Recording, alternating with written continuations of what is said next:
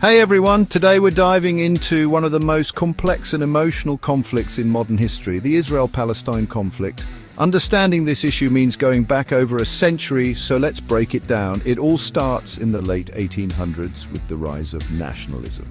Zionism, a movement among Jews to establish a homeland in Palestine, was gaining momentum.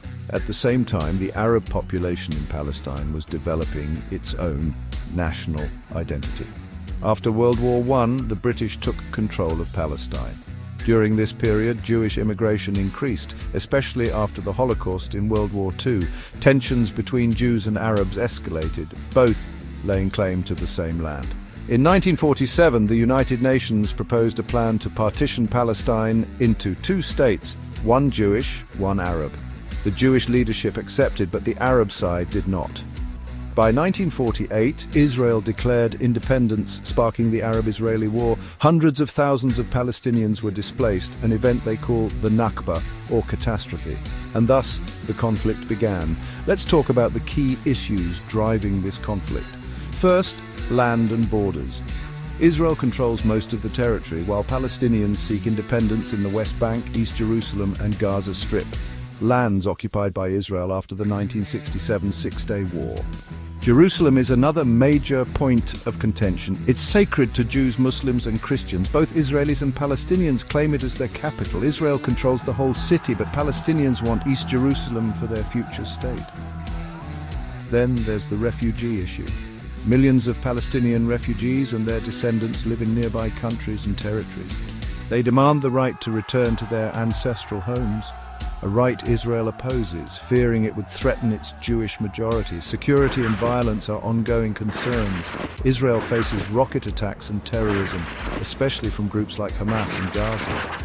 In response, it imposes blockades, conducts military operations, and builds barriers. Palestinians, on the other hand, face military occupation, checkpoints, and settlement expansion, which many view as daily oppression. Speaking of settlements, Israeli settlements in the West Bank are considered illegal under international law, though Israel disputes this. These settlements fragment Palestinian land, complicating the chance for a two-state solution. Now let's look at peace attempts.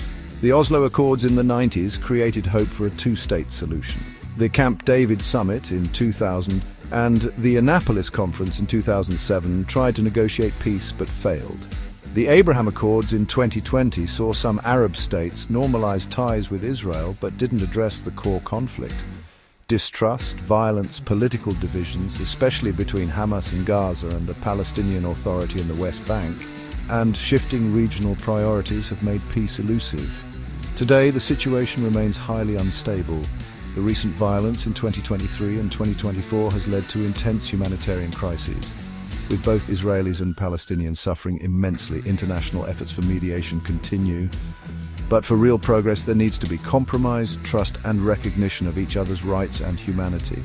Thanks for watching, and let's hope for a more peaceful future. Don't forget to like, comment, and subscribe for more deep dives into important global issues.